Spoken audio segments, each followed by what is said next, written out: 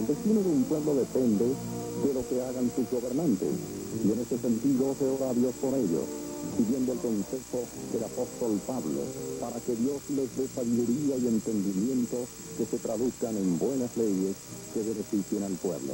Clamen, clamen, clamen, clamen, clamen, clamen del fondo de su alma, clamen del fondo de su corazón, que Dios una a estos hombres, que Dios rompa, que Dios los traiga a la reconciliación.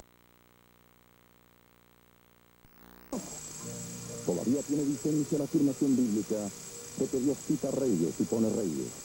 En el siglo XX la mayoría de los gobernantes son presidentes en lugar de reyes, pero Dios sigue siendo el mismo y hoy día también cambia presidente. A lo largo de estos años, líderes de todos los partidos políticos han estado presentes el día de clamor a Dios, y se ha orado por cada uno de ellos con el mismo fervor.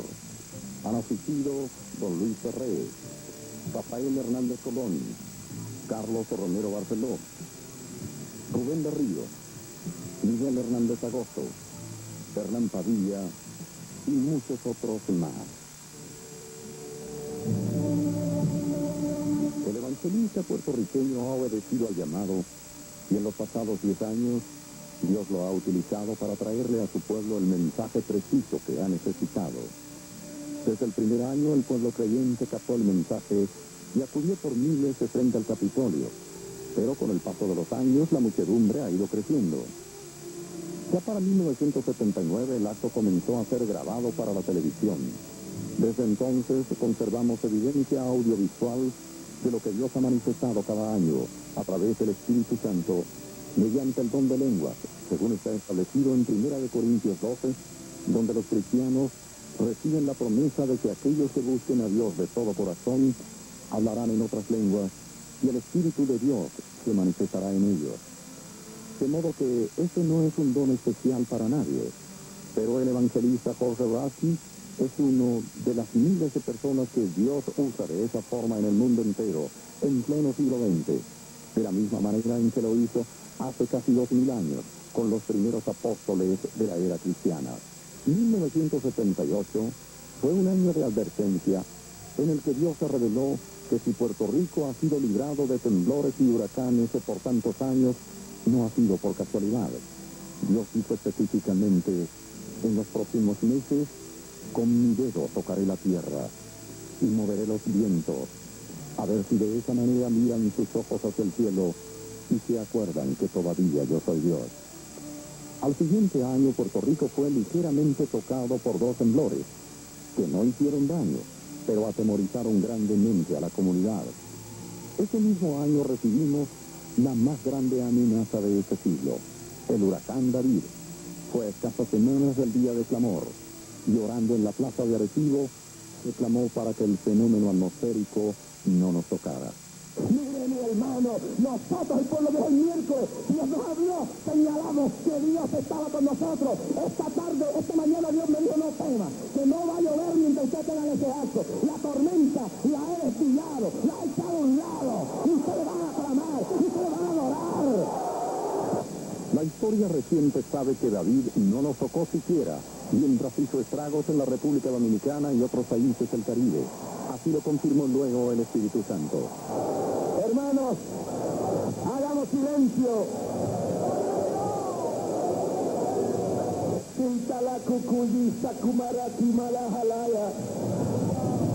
Dice el Señor, he librado a Puerto Rico por causa de un pueblo que clama a mí.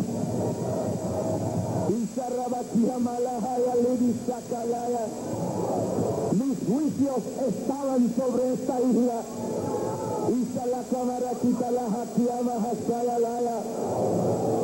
Este huracán de la batalla la bajaya.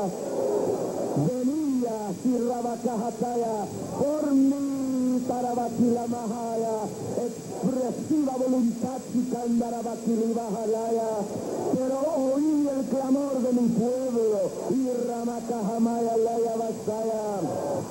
A la siguiente semana, mientras el pueblo de Dios se hallaba en pleno día de clamor frente al Capitolio, la tormenta Federico se anunciaba como un peligro inminente a escasas millas de las costas del país. Nuevamente, el pueblo clamó a Dios. Ahora, miles de huracán. Federico, ahora, te ordenamos hacer desintegrado. Ahora, no hagas daño a nadie.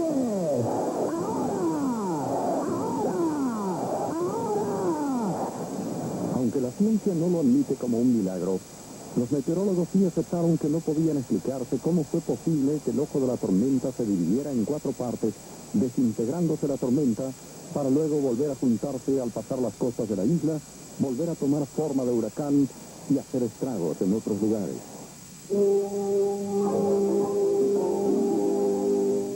Una de las características del Espíritu Santo es que no tiene un patrón fijo de comportamiento y se manifiesta solo cuando Él lo decide. En 1982, la masa humana siguió creciendo y ese año se predicó un mensaje sin duda inspirado por la sabiduría de Dios. Pero no hubo profecía especial como en años anteriores. No obstante, Lasky durante su mensaje sintió el deseo de hacer una recolección de alimentos para las víctimas de la guerra en El Salvador y se comprometió a hacerlo durante los próximos meses.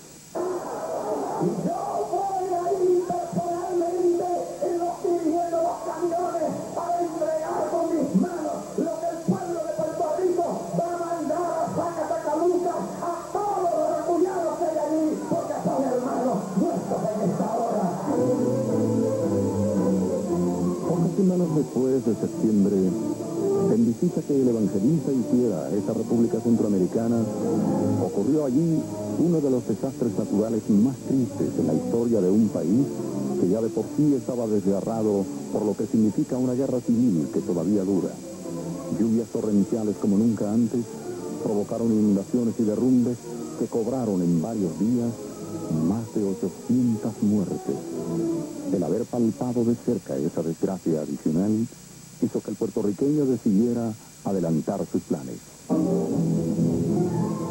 Lasky se lanzó a través de toda la isla en una campaña para recoger alimentos, ropa y medicinas.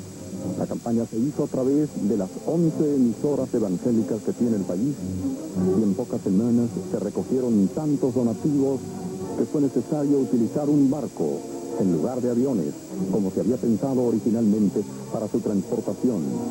271,000 libras de ropa, medicinas y alimentos fueron embarcadas en 6 furgones de la empresa Silan.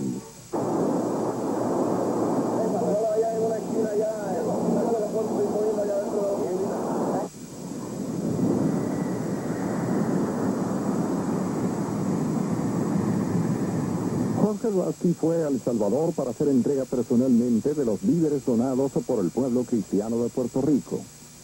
Sin duda, este embajador de buena voluntad arriesgó su vida en medio de las propias montañas donde se está luchando todavía, pero Dios lo protegió, a pesar de que en los momentos de la entrega de los donativos se podían escuchar los tiros de los combatientes a muy poca distancia.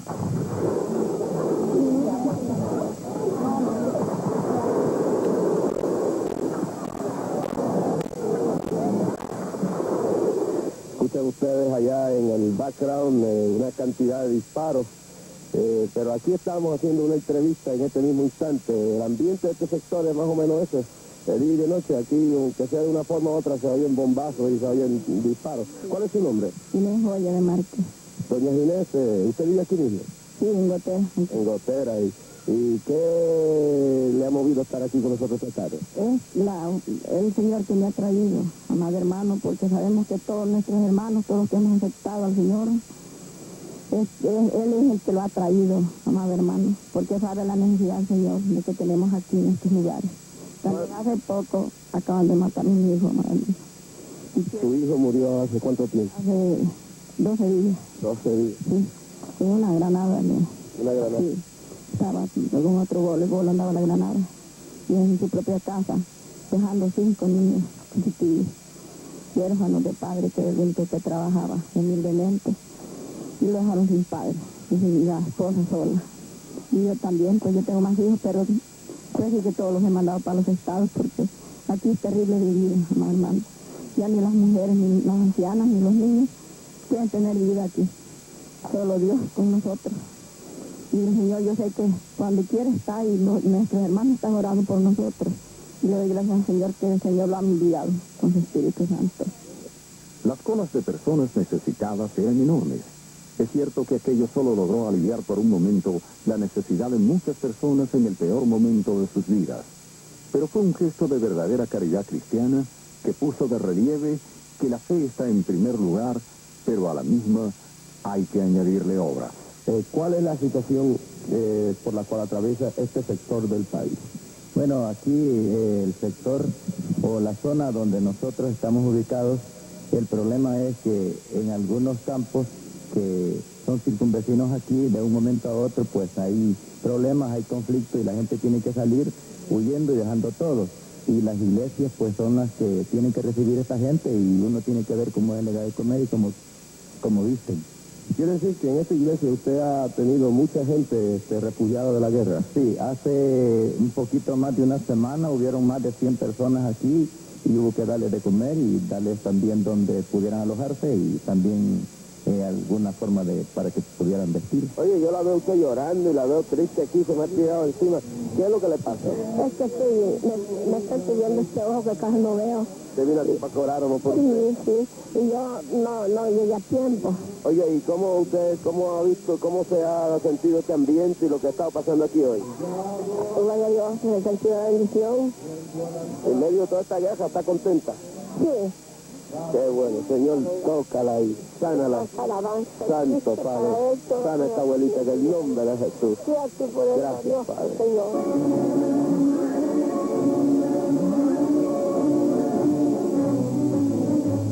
Para asegurarse de que la entrega de los donativos del pueblo puertorriqueño fuese distribuida en las áreas de mayor necesidad de El Salvador, fue necesario atravesar por áreas sumamente peligrosas, donde la guerra civil es evidente.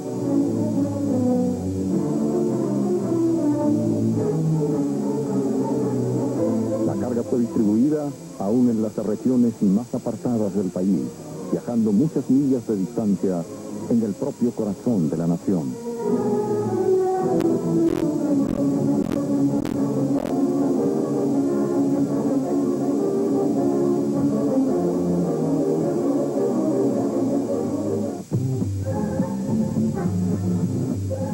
Durante el transcurso de los años, Dios movió a nuestro evangelista para que llevara ese mensaje a otros países de América Latina. Así fue como el Día de Clamor a Dios ya ha sido establecido en Centro y Sudamérica en fechas diferentes, alcanzando asistencias calculadas entre 150.000 y 200.000 personas en enormes estadios. Como un Pablo moderno, el joven predicador puertorriqueño ha recorrido desde entonces miles de kilómetros llevando el mismo mensaje profético de advertencia ajustado al caos que le ha tocado vivir al hombre de nuestro tiempo, pero a la vez con palabras de fe y esperanza, basado en las promesas de Cristo. Así lo atestiguan multitudes en países como El Salvador, donde se predicó en medio de una cruenta guerra civil y bajo amenaza de muerte. Cuando visitó El Salvador, nadie lo conocía, pero 2 semanas después, más de 100.000 personas se reunieron en el Estadio Nacional de la Flor Blanca para escucharle. Y cuando los pueblos claman a ese Dios, verdadero Dios contesta. Pero a veces la gente se ha creído que Dios no está atento de la situación. A veces la gente se ha creído que Dios no está atento de lo que está pasando en derredor nuestro. Y nos preguntamos por qué está así el pueblo de El Salvador, o de Colombia, o de Venezuela, o de Puerto Rico. En Guatemala, la multitud, calculada en más de 150.000 personas, sobrepasó la capacidad del Estadio Nacional Mateo Flores. Hay millones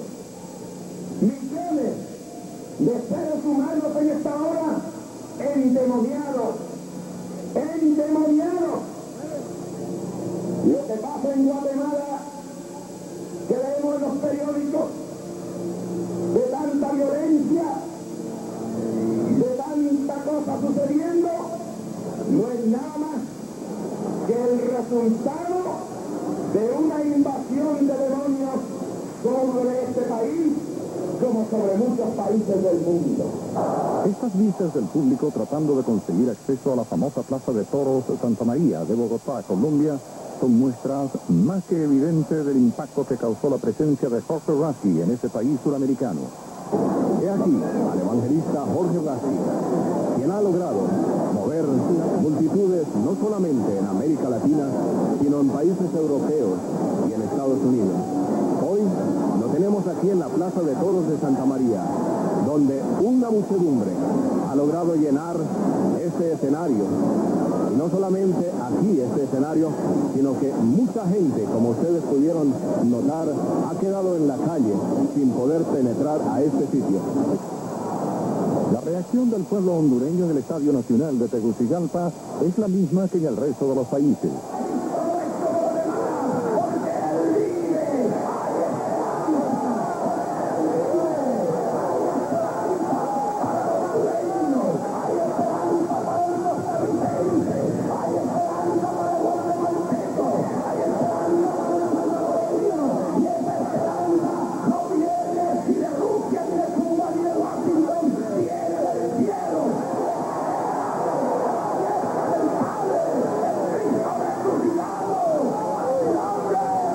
El impacto del mensaje vibrante del evangelista puertorriqueño se hace sentir con igual fuerza también en Panamá. Ven aquí, dice el Señor, de manda la batalla, contingentes de ángeles demoníacos y banda batalla, se han movido hacia Panamá, reliquia basara, maquia baja, basanda, la basara, reliquia basara, vaya va, pero he aquí, alto, y balso, vaya batalla va, y el redenso va y va trabajando va, he oído el clamor de este pueblo, y nada más, porque aunque santo la palabra y nuestras cosas, yo habré contestado, alabando, he aquí, soy oportunidad adicional, estudiando ahora de tranquilidad por un poquito de tiempo más, aprovechen mi iglesia y mi pueblo porque si esta nación no se torna ni de su paganismo, ni de su ocultismo, y de su vanidad religiosa baja, mi promisión no será ni habrá trabajar, religiosa bastante la vida baja, pueblo, quítame avanzaba, refúgiate en mí, solo en mí. Este es el mismo mensaje que sigue expandiéndose por toda América hispana, siguiendo el mandato bíblico que dice: id por todo el mundo y predicad el Evangelio. En Clamor 83, frente al Capitolio, este año se reunió la multitud mayor que se haya podido aglutinar frente al Palacio de las Leyes en cualquier clase de demostración. La multitud que llegó desde tempranas horas de la mañana del 5 de septiembre fue calculada entre 80 y 90 mil personas. La transmisión radial, a cargo del reverendo Miguel Ángel Torres Vargas, acompañado del conocido locutor Ramón S. Olivencia, llegó ese año a través de una cadena radial continental que cubrió gran parte de Centro y Sudamérica. En esta ocasión llegaron representaciones cristianas de varios países donde el evangelista de Puerto Rico ha estado presente. Luego de la presentación de los visitantes del exterior, pasamos ahora a escuchar una condensación de lo más importante del mensaje de este año. Yo quiero que por un momento cierren las sombrillas, las muevan en el aire. Vamos a dar un grito de clamor antes de dar el mensaje de esta tarde. Cuando señale, van levantando las banderas y las manos en alto y van dando un gloria a Dios y no lo apaguen. Síganlo hasta que prenda completo en esta tarde. ¡A su nombre!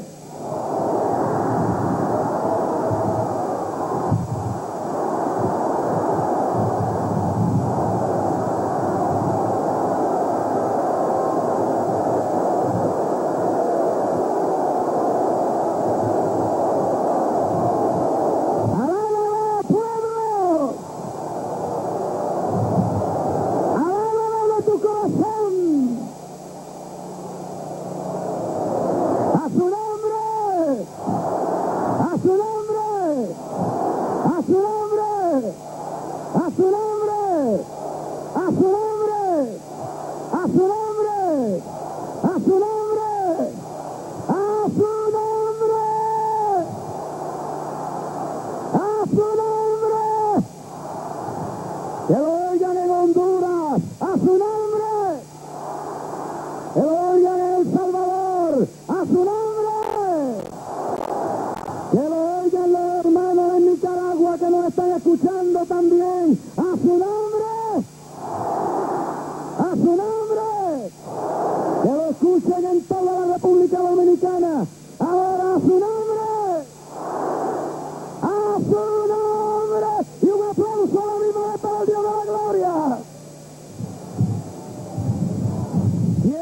esta tarde hablar de los enemigos de un pueblo, de los adversarios de una nación, de los adversarios de la familia, de los enemigos del hombre en todos los pueblos del mundo y de América. Y cuando meditaba sobre este mensaje, me recordaba Segunda de Crónicas, en aquella ocasión, cuando ya el reino estaba dividido en Israel. Ya no eran las 12 tribus, ya no era un pueblo sólido. Estaba las 10 tribus que se llamaron, ellos por allá, era el pueblo de Israel por sí, porque los otros se llamaban Benjamín y Judá. Y el pueblo se confundió y se dividió. Y por un lado, Judá y Benjamín, y por el otro lado, las otras 10 tribus. Pero acá, estando Josafat, rey de Judá, una tarde como hoy, sentado en su oficina presidencial, tranquilo, viendo quizás los papeles del problema de la orden del día, recibió una noticia que lo hizo estremecer, dice la Biblia, una noticia que lo hizo temblar, allá en el palacio presidencial, en el lugar del rey Josafat. Los mensajeros llevaron la noticia, y dice la Biblia que al recibir aquella noticia tuvo gran temor, tembló, se estremeció. Y cuando vemos cuál era la noticia, vemos que había razón como humano para esa situación. La noticia era la siguiente: mensajeros traían noticias de que de los pueblos de Amón y de los moabitas y otros pueblos venían grandes ejércitos contra Josafat y su pueblo de Judá. Y la noticia lo estremeció. La gente de Amón, los moabitas y los amonitas y otras naciones se habían sentido amenazadas, se habían sentido envidiosas y creían que era el tiempo preciso para acabar con la gente de Dios. Creían que era el momento para aplastar la nación del Señor, que era el momento preciso para volver a restablecer el reinado del paganismo y de la idolatría. Y se sintieron estimulados por el reciente fracaso que había tenido el rey Acab. Y esto los había envalentonado, los había hecho sentir que ahora había que meterle mano a Josafat. Ahora había que acabar aquel pueblo que no adoraba 20 dioses ni 50. Ahora había que acabar aquel pueblo que solo adoraba a un solo Dios. Que mucha gente le molesta eso. En el tiempo del Imperio Romano pasó lo mismo. El César de Roma no le molestaba que la gente adorara a Cristo. Eso no le molestaba a César. A César le molestaba que ellos adoraban solo a Cristo y no le prendían incienso a las imágenes del César. Y eso él lo consideraba como una revolución en contra del Estado. Y los cristianos no fueron perseguidos por adorar a Cristo, sino por rehusarse a adorar a otros dioses que habían en aquel entonces. Pero los cristianos fueron fieles.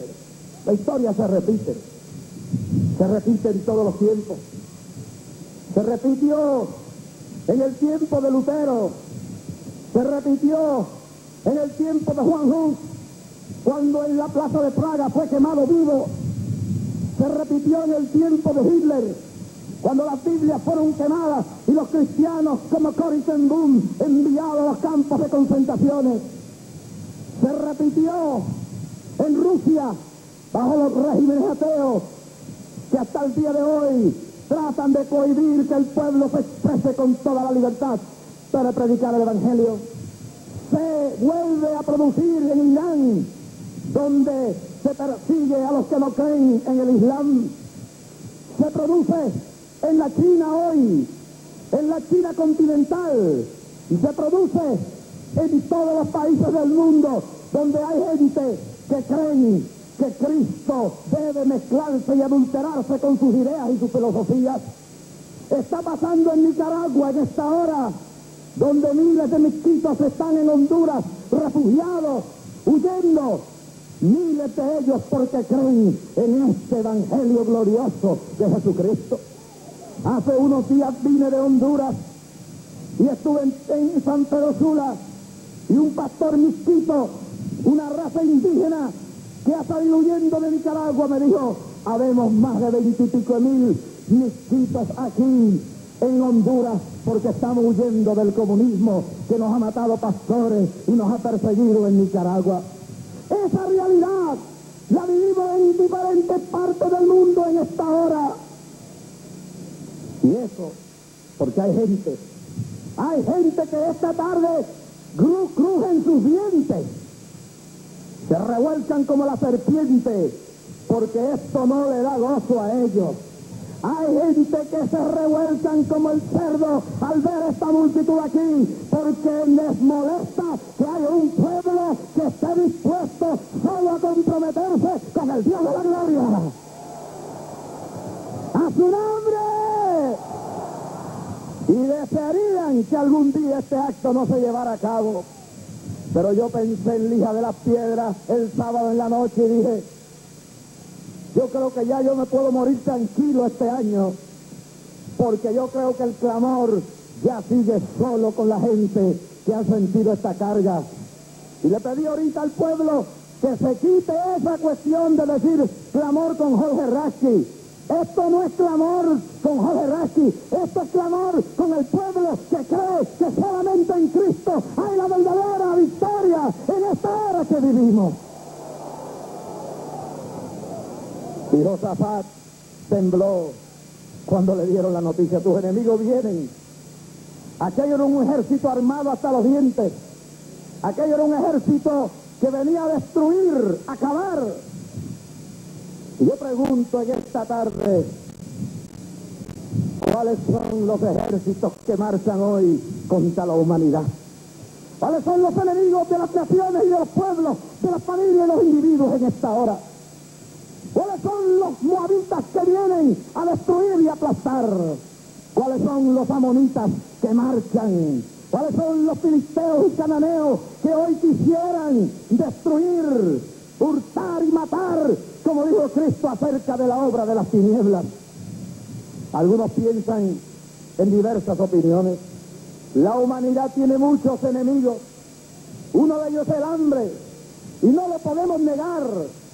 Cuando fuimos a las montañas del Salvador con Amaya, con Jeremías, con Luis Panameño y con toda esa gente que se arriesgó en las montañas del Salvador con nosotros, no podemos negar los rostros de niños que vimos desnutridos y necesitados por lo que sucede con la guerra. El hambre es un enemigo atroz y terrible. No podemos negar esa realidad, que también miremos a nuestro alrededor y vemos que la enfermedad es otro enemigo de la humanidad. Son enemigos reales. Cuando vemos a alguien en un sillón de ruedas, cuando vemos esta multitud de sordomudos frente a nosotros, sabemos que en la enfermedad tenemos un enemigo. Cuando vemos los efectos de la naturaleza, de los huracanes y los temblores, sabemos que allí hay un enemigo también. Pero yo estaba pensando cuál es el peor enemigo de toda la humanidad y de todos los pueblos y las naciones. Porque el hambre y la enfermedad y todas estas cosas pueden catalogarse enemigos, pero todas ellas tienen su principio en un enemigo que lo vamos a interpretar en esta tarde a la conciencia del pueblo que nos está escuchando aquí en el Caribe y en Centroamérica en esta tarde. Enemigo primordial de la humanidad está descrito en la Biblia, es el pecado. El profeta Isaías dice: mas vuestros pecados y vuestras maldades han hecho separación entre vosotros, y vuestro Dios para no oír nos ha roto la comunión con Dios. El pecado, dice el apóstol, es la violación de la ley de Dios. Pero ¿cómo podemos resumir en esta tarde ese enemigo que se llama el pecado? Ese enemigo de la nación, ese enemigo del pueblo, ese enemigo de tu familia, ese enemigo de tus hijos, ese enemigo de tu hogar, es enemigo de tu pueblo y de tu nación. ¿Cómo lo podemos definir? Pecado, en el término teológico, como la violación de la ley de Dios. Pero eso no es suficiente para la gente. Debemos entender bien los mandamientos que Dios le dio a Moisés. Y si los desglosamos, encontraremos ahí, en el sentido de pueblo, lo que es el pecado. Y yo he encontrado una serie de palabras que describen el pecado, claro, en este día como enemigo de los pueblos y de los individuos. Primero, una definición de pecado en esta tarde es clara cuando vemos la palabra injusticia. Y podemos decir que la injusticia es pecado y que el pecado se puede interpretar como la injusticia de los hombres. Es la realidad de lo que viven muchos pueblos en nuestro día, porque de ese pecado de la injusticia viene el hambre, que hace que los pueblos a veces se desesperen y se echen en brazos de ideologías extrañas, contrarias al bienestar de la verdad y contrarias a la realidad de lo que Dios quiere para la gente. La injusticia que cometen los ricos cuando quieren tenerlo todo y no comparten con el pobre. La injusticia que cometen en algunas tierras algunos individuos que son dueños de la mitad de un pueblo, mientras hay alguien que no tiene ni un pedazo de tierra donde ni tan siquiera enterrar a su hijo. La injusticia que cometen algunos individuos en nuestros pueblos, que con su dinero atropellan la gente, matan y salen absueltos, porque su poder económico les da autoridad en muchas ocasiones para hacer lo que bien les viene en gana. Eso es pecado. Es esa injusticia que sienta la gente por categorías económicas, hasta en algunas iglesias, donde ricos y dignatarios especiales tienen sillas especiales en algunos templos y los pobres tienen solamente la calle donde pararse. Es esa injusticia la que en algunos lugares como África del Sur divide a blancos de negros y hace que un negro sea inferior a un blanco, cuando debajo de la realidad, la sangre que llevamos y el cuerpo que llevamos, a todos por igual nos ha hecho el mismo Dios, y cuando morimos vamos todos a la eternidad. ¿Cuántos alaban al Dios de la gloria esta tarde? La injusticia. Pero por otro lado, hay otra cosa que se puede interpretar como pecado, y es la inmoralidad. O podemos ver más como el que contamina el ambiente espiritual de los pueblos y lleva la conciencia de la gente a vivir en un estado de inmoralidad. Y decimos, y lo hago claro aquí en esta tarde, aunque no vaya al sentimiento de lo que algunos quisieran que se interpretara esta realidad. Inmoralidad produce enfermedad. Yo estaba en Nueva York cuando se estaba haciendo un estudio sobre la enfermedad esta del síndrome inmunológico que se llama AIDS. Y se hizo un estudio. Y en el 90% de los 90 y pico por ciento de estos casos, la raíz de la enfermedad de AIDS estaba relacionada, el síndrome de la deficiencia inmunológica estaba relacionado con un patrón de conducta homosexual.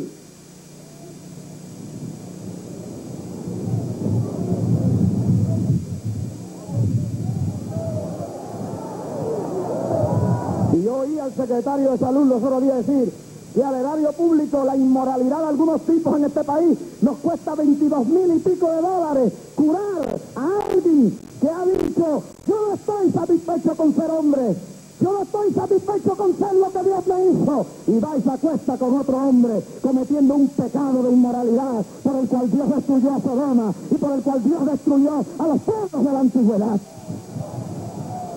Hay que tener misericordia de esa gente. Hay que tener amor para ellos porque son nuestros prójimos. Pero el amor no se puede confundir con la aprobación de lo malo. Mientras amamos a estas personas, hay que decirle a este pueblo, no lo que algunos individuos en Francia, en Inglaterra, en Dinamarca, en Holanda y en Estados Unidos y en Hollywood nos quieren atragantar por la televisión, aún por la televisión pública, pagada con fondos públicos, de que es algo normal y aceptable la conducta de un montón de depravados que se han ido fuera de la realidad, de la voluntad de Dios en la hora que vivimos. Quiero señalar una de los estudios de un prominente historiador que miró todas las civilizaciones y dice que cuando una civilización va a caer, siempre anda en una decadencia de inmoralidad sexual. Se vuelven las normas flexibles, la aceptación de cualquier cosa, la aceptación de cualquier inmoralidad como una norma aceptable. Y la conducta de ese pueblo se va relajando, como pasó en el Imperio Romano, y ese imperio cayó. Y no hay imperio sobre la faz de la tierra, aunque tenga 20.000 billones de bombas, que pueda mantenerse vivo si las fibras morales de su pueblo están corrompidas y está aceptando lo incorrecto como correcto. No hay ningún enemigo, no hay ninguna fuerza que pueda destruir tu patria si primero no destruye tu moral. Ahí es que trabaja el enemigo. Desmoralicemos a la gente, convirtamos a los jóvenes de Puerto Rico y de América en individuos drogadictos, convirtámoslos en marihuaneros, así dicen los demonios, convirtamos a nuestra gente en drogadictos. Y no piensen que los únicos drogadictos son los que andan por ahí con la cabeza tumbada. Hay un montón de gente en esta hora que son drogadictos de lo caro, de la cocaína, y están en todas las esferas sociales de nuestro pueblo. Hay una oleada de vicio, hay una oleada de alcoholismo que arropa nuestra patria en esta hora. Y esa inmoralidad es la que lleva a la caída total de un pueblo, de una familia y de un hogar y de una sociedad.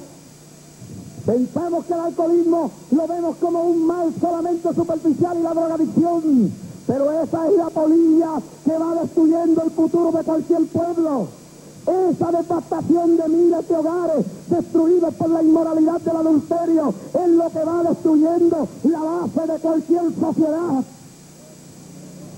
Y yo quiero señalar en esta tarde que si Puerto Rico y nuestros pueblos de América siguen la trayectoria total de ese abismo de la corrupción, nuestros años están contados, porque nuestra fortaleza no viene de los dólares, nuestra fortaleza no viene de los cohetes, nuestra fortaleza viene de Dios y de la moral que un pueblo sostiene en medio de los tiempos que vive. Otro enemigo que marcha contra este pueblo es la violencia. La violencia como la que tenemos por ahí en una mesa esta tarde, donde hay tetos exhibiéndose de 22 semanas, creados ya, formados ya, hechos ya, que por la legalización de 5 hombres por allá en Washington dictaminaron que era legal que cualquier joven, cualquier madre, cualquier esposa fuera a un hospital y matara a la criatura que hay en su vientre. ¿Cómo podemos nosotros decirle, cómo pueden los tribunales, cómo puede la ley decirle en esta hora a los criminales que no matan, cuando los señores del Tribunal Supremo hace unos años atrás le dieron la autoridad a la gente para para hacer el genocidio más grande en la historia de América.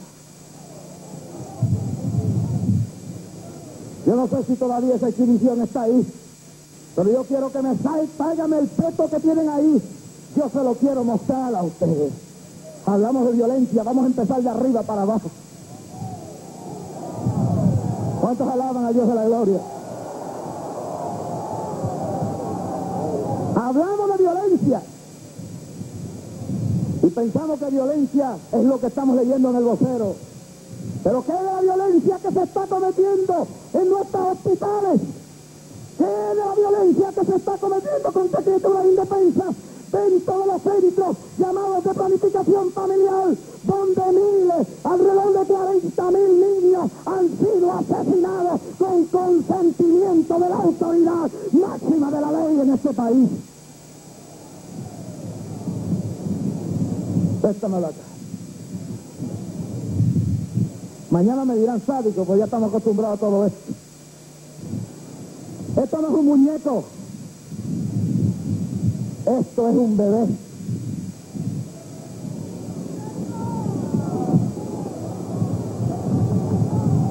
¿Quién mató a este niño? No fueron solo los padres. No fue el médico solamente. Fue la ley del Estado. La ley máxima de la nación, el Tribunal Supremo, que dictaminó que esto era legal. Mírenlo ahí. Este pudiera ser el médico que pudiera estar operando a tu hijo. Este pudiera ser el próximo gobernador, quizás de aquí a 20 años o 30 años. Este pudiera ser el próximo psicólogo que pudiera estar tratándote. Aquí pudiera estar un abogado para sacar a tu hijo de la cárcel bajo la injusticia que pudiera estar. Aquí puede estar el hombre que pudo haber inventado la medicina contra el cáncer.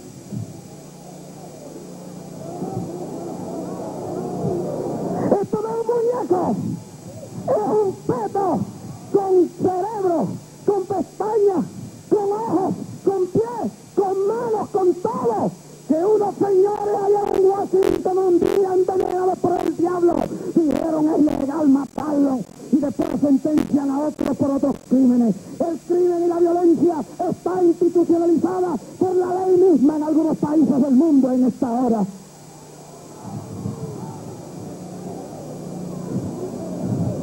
Quiero que lo pasen allá abajo para los que están ahí lo puedan ver. ¿Cuántos alaban a Dios?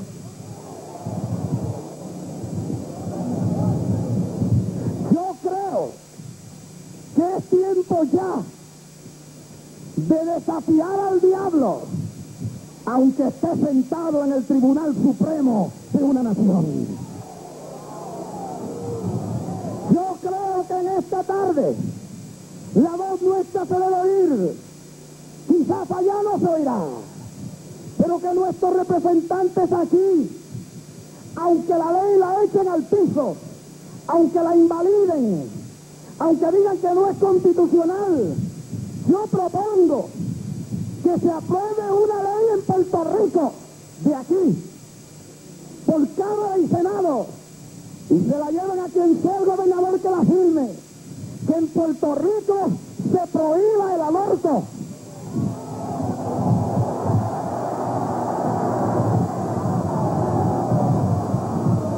Y que tengan los señores de allá que decir que no es constitucional y que la sangre de esas criaturas caiga sobre aquella gente y no sobre el pueblo de Puerto Rico en esta hora. Basta ya esa violencia contra indefensas criaturas. ¿Cuánto lo dicen conmigo? ¡Basta ya! ¡Basta ya! ¡Basta ya! ¡Basta ya! Aunque digan que no sirve la ley, pero que allá tengan que tragarse, que ellos son los que tienen la responsabilidad y que hay un pueblo en Puerto Rico que no está de acuerdo con que en clínicas está anunciándose por televisión y por radio, se anuncie como el conflicto y como los guineos y como las cuestiones de comida, la matanza de niños inocentes en nuestra patria. Se acabe ya esto de una vez y para siempre. Bacama, la Sajalaya. Alabado sea el nombre del Señor. Alabado sea el nombre del Señor. Alabado sea el nombre del Señor. ¿Cuántos alaban a Dios esta tarde, hermano? ¡A su nombre! ¡A su nombre! ¡A su nombre! Claro, la violencia que cometen algunos en los países de América, que se cometen en diferentes lugares en nombre de ideología, hay que acabar con eso. Los pueblos quieren paz en El Salvador, quieren paz en Honduras, quieren paz en Puerto Rico. ¿Por qué? ¿Por qué todos estos hombres que ambicionan el poder no se van allá a un cuadrilátero y se entran a puños así, en vez de llevar las naciones a las guerras civiles que hoy en día están embargando los pueblos?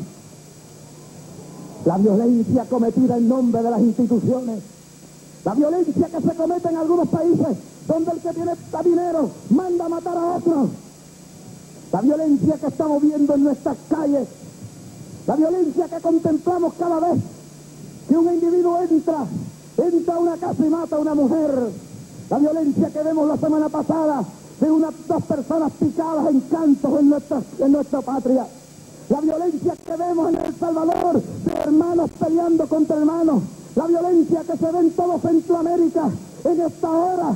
Hay que acabar con eso, y yo creo que si hay un pueblo, no importa que sea católico, no importa que sea evangélico, que doble su rodilla a Dios y interceda antes que venga el juicio, porque cuando hay violencia y esa violencia llega al cielo, Dios manda destrucción, porque dice que en los tiempos de Noé, una de las razones que Dios destruyó al mundo fue por la violencia que embargó aquel mundo. Y le digo a los pueblos de América, y le digo aquí a mi patria de Puerto Rico, que si esta ola de violencia no cambia, Dios va a empezar a azotar nuestros pueblos con fenómenos de la naturaleza para que nos arreglemos. Puerto Rico, hoy es un día bello, el mar está quieto, pero si nosotros no lo dedicamos al rescate moral y espiritual de este pueblo, un día la muralla que rodea esta isla hermosa se caerá y los huracanes entrarán. Un día las manos que aguantan esta tierra para que no se desintegre será quitada, y sobre los escombros, quizás en el silencio del juicio, meditemos y pensemos que todos somos hermanos. Luego del mensaje se oró por cada país representado y finalmente el pueblo clamó a Dios por Puerto Rico. Levante la mano el pueblo conmigo y repita la oración.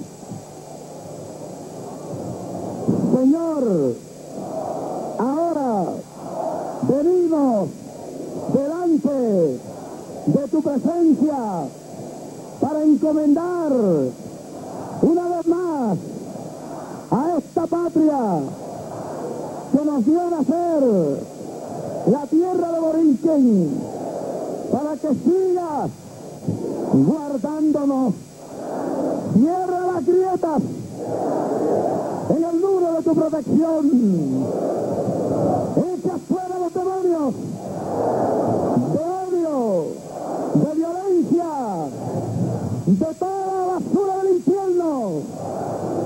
Échalos fuera, fuera, y trae sobre nuestro país prosperidad espiritual y económica.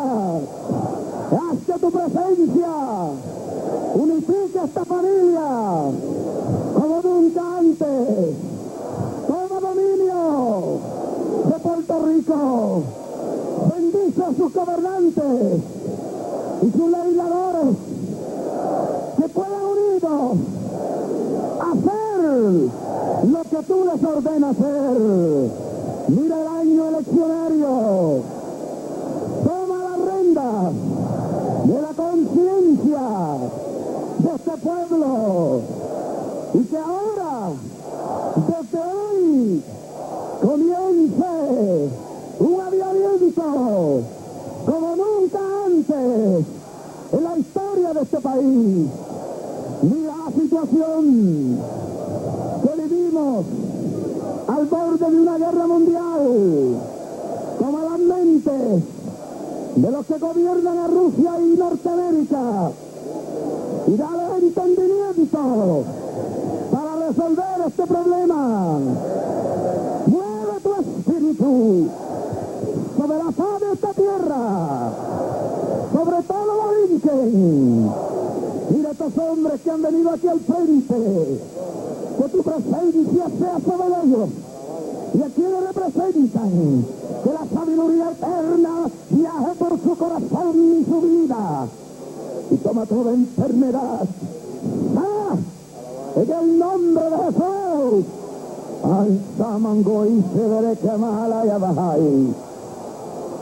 Señor, te ponemos a don Miguel Hernández Agosto y a quienes él representa en este día, y a aquellos que no han venido hoy, que vienen todos los años, como don Rafael Hernández Colón y el gobernador de este país, que no está aquí en el día de hoy.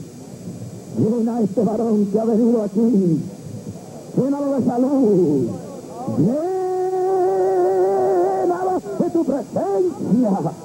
Urrabasama casa tagia, irrabasaya lai kibasaja, irrabaisai kibahaya, irrasai hialaja, asahiyamahai.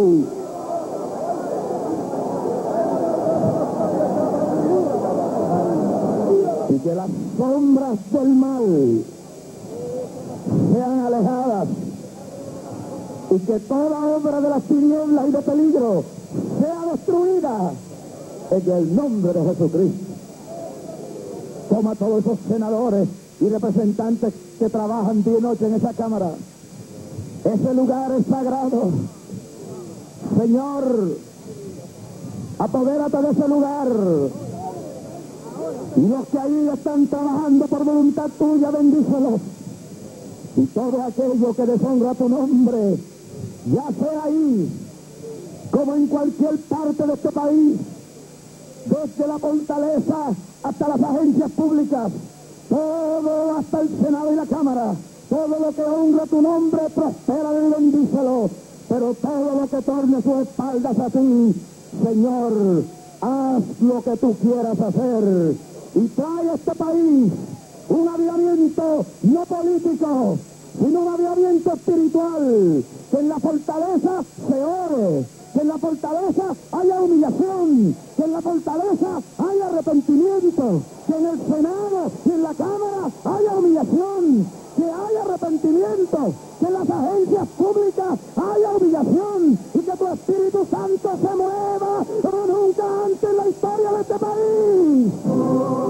La década del 80 muestra a las naciones en un mundo en caos, donde la maldad humana se viene multiplicando cada día más. La Biblia dice que la segunda venida de Cristo sería como en los días de Noé.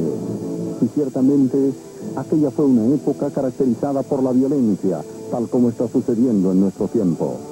Pero el ejército celestial también cuenta con guerreros espirituales que, como Pablo en los primeros años del cristianismo, esparcen con su palabra un mensaje lleno de fe y esperanza para un mundo que no tiene otra salida que mirar hacia arriba y decir como el salmista: alzaré mis ojos a los montes, ¿de dónde vendrá mi socorro?